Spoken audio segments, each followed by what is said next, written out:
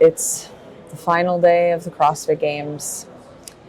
Let's just start with kind of take me through what kind of like emotional roller coaster from Thursday up until this point that you and Pat and everyone has kind of been through. Yeah, it's pretty surreal. It's like Thursday, starts off the game. We're all excited, nervous. It's just like nervous for different reasons. We knew that coming into this competition that heat would be a problem, and so you're anticipating or hoping that your athlete's not a victim of that kind of problem because we've seen that before. So we're already on guard coming from like outside of the US and getting into a place where in Celsius it's like 40 degrees, and that's like 10 degrees hotter than what we have in our hottest months, so it was already on edge. And then the event goes through, and when Pat finished the event, he was part of the last people to get out of the water. We were in a cold tub, and we saw Lucas just asking if we had seen Lajar, because he hadn't been seen getting out of the water. So that was a moment of shock, because we knew that he was struggling in the water. We were watching the feed. We knew that he was struggling. We hadn't seen what happened. I know that some feeds have had that. So it was kind of surreal. I think a lot of us were hoping that it was a mistake. There was a competition out where an athlete was in the water and kind of just walked out without telling anyone. We were kind of all hoping that was the case. And then finding out that there was a search, and it was shocking. I think the image, it was very shocking. It really has me still speechless. So after that, it just kind of feels like time was in a standstill. It's hard to realize in the moment. And so Thursday was a very difficult day for all of us. Getting the confirmation that he had in fact passed away was just a dagger to the heart for all of us. So it was hard to fathom what was going to happen in the next hour. The athletes didn't know what to do. Some of them even came back here, tried to soldier up, but no, it was just very weird, very strange. A lot of sadness, a lot of anger, a lot of shock. And then Friday was very difficult. I think everyone was struggling with it a little bit, whether it's struggling to be there or struggling to not feel bad for wanting to be there. The coaches are a little bit less torn in that. We don't have to make that decision. My conversation with Patrick was, whatever decision that you take, I will wholeheartedly support you and be there for you no matter what. And I'm here to bounce ideas off you if you want to talk things through. So, it became a very, very different way of supporting the athletes, trying to put your feelings aside, because there's a lot of anger when things like that happen. There's a lot of, coaches are humans too, and we saw this kind of differently. I think a very difficult thought was we were just standing there, having a good laugh, watching the athletes come in from an event, not realizing that someone was in distress. It makes you feel really, really guilty. And that's very hard. There's a lot of guilt. This weekend, there's sadness, anger, and a lot of guilt. I think the athletes are all kind of feeling that. I think some athletes are better at managing that, but it's just very mixed. And then there's been some very difficult moments on the floor where the fans bring in a different energy, and it's no judgment on them. It's a very important moment in a lot of people's lives for different reasons. CrossFit's changed the lives of many people, including myself, including Patrick, including everybody. So having that dynamic added to a little bit of the complex and raw emotion that everyone was feeling. I think being an athlete, you're in your zone when you compete, and I think that was probably welcomed by some athletes to just do something that's not thinking, just doing. So that adds another layer of complexity. So it's really been very strange, a lot of confusion. We're the last day, and the feelings are coming back up, and it's just like now the debate we were having on Thursday night is coming. We're facing the outcome of this competition, of the decision that we've made, and I think it's difficult. It's kind of one of those things that you'll say, let's do this, and now we're facing the consequences of that decision, and then details are starting to come into play, things that have made people feel a little bit uncomfortable: money, titles, winning a competition when one of your friends, training partners, whatever, has passed. It's very hard. There's not much I can say other than it's messy. It's up and down.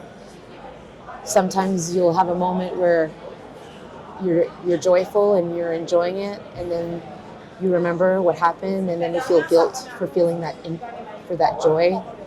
And I think that's, to a certain degree, everyone's kind of going through that. Is there a winner this weekend? You mentioned before that you haven't, and Pat as well, haven't really checked the leaderboard this weekend. Yeah. I personally believe that there shouldn't have been any prizes, and I think it's very hard. I'm not invested financially in this, and I think that I very much understand the athletes who need this to make a living. We can't stop life, we can't stop that, and I understand that 100%. I've been in those shoes. I know what it's like to try and make a living in this sport and to do your best so that you can do that. So I think it's important for them to feel like they have security in that space and they're not being judged. If money wasn't a factor for this, then yeah, I don't know. I don't think there can be a real winner. I think the winner will always feel just, not that they're not going to be proud of doing what they can do, but it won't feel the same. It's just not, there is no winner. And I mean, really, in the whole sense of this, once something like that happens, I don't think there's a winner in any case. There was talk of having, the prize purse split and giving everyone an opportunity to celebrate and just give them, all the athletes, the money. I'm kind of sad that didn't happen, but it's such a big decision. I don't have an answer for that. If in my perfect world, the prize purse would have been distributed to the athletes to give them a chance to do this without feeling any guilt.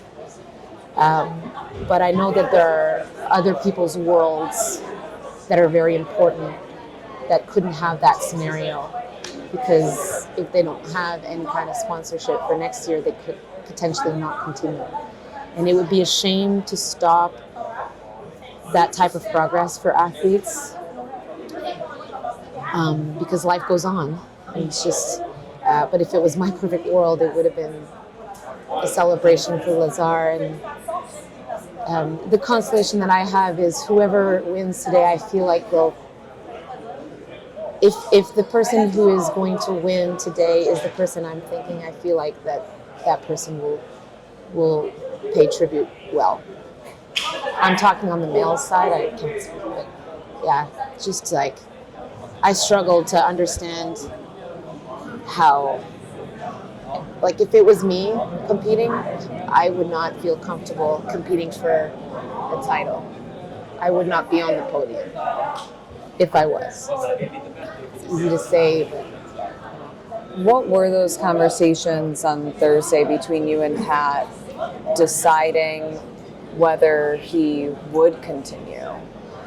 The conversation was mainly about how he felt. Like, I wanted to get his idea of where his mind was, and it's hard because it's emotional, and it's emotions that you don't understand because it's shock. Like, if there's a moment of shock and you're like, everything is happening at the same time. Pat was, I don't think it was in his mind to not compete.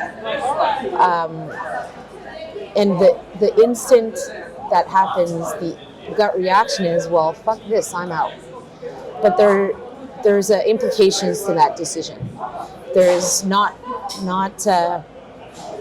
it's like, I think Pat's way of dealing with it over the weekend and doing this competition has been really for Lazar. So I really appreciate that, and his actions spoke louder than his words. I think he couldn't really vocalize how he was feeling, really. I think over the course of the weekend, it's become clearer and clearer. So for the day was just to see where he was at, to make sure that I can match his energy and be there with him and sit and sup with him and just listen. And I think a lot of things changed after the ceremony, and I'm going to be fully honest. Like, I really think that was a really poor executed ceremony, and I think a lot of anger came from that. I think a lot of people were angry after that. So I think that added a lot of, it was hard to understand how kind of speechless that. It was awful.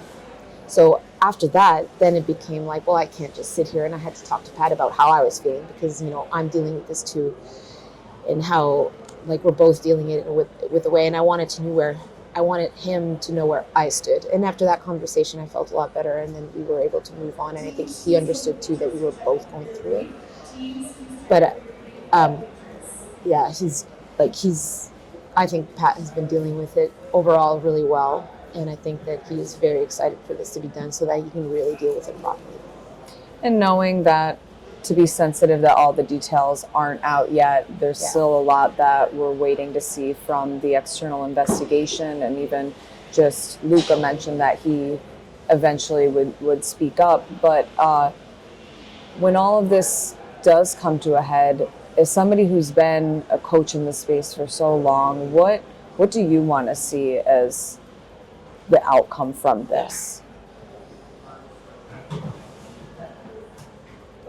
I've been thinking about Luca and Anya all weekend.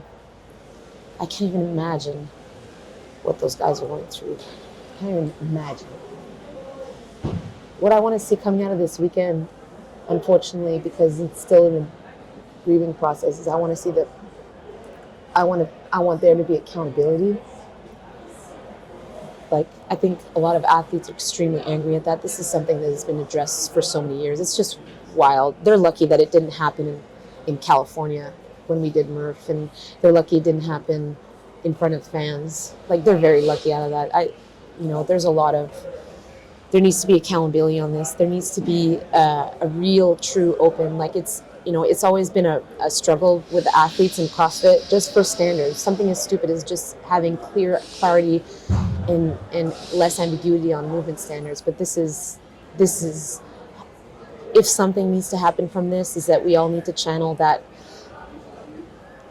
frustration into having an organization that really, walks the walk and saying that they care about the athletes, because it's always been a consensus that they don't. They care about the show, they care about this, and we all understand the show is good. That's why we're here making a living. But the sport has grown to larger than just like, this is how we're doing it, yes sir, kind of thing. It's just, there has to be accountability in what happened, and there has to be a real professional approach as to, if athletes are demonstrating concern over certain things, then they can't just brush it off.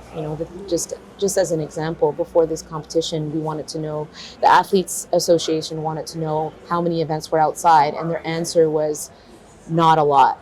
That is unacceptable. It is unacceptable, and that one outdoor event resulted in a death, not related to the heat, but that it's unacceptable. So if we can channel this anger, and if we can make real change, if CrossFit can just get their head out of their ass and just fucking listen to the athletes, that would be the best possible outcome out of this situation. It's just like, it's a life. We lost a life. We lost a friend. We lost a competitor, someone who was beautiful person, kind, joyful. Luca lost his brother. That was, Anya lost her boyfriend.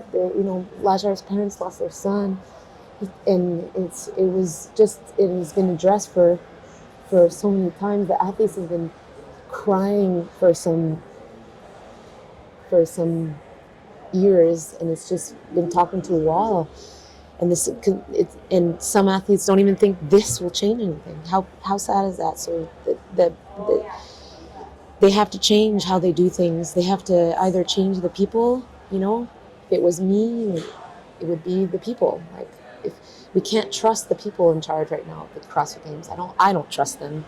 I don't trust their intentions. I don't think a lot of the athletes do. And if that doesn't change, then we're going to be in a similar situation not too long from now. So I just hope that it does, and it's not just. And we have to remember this.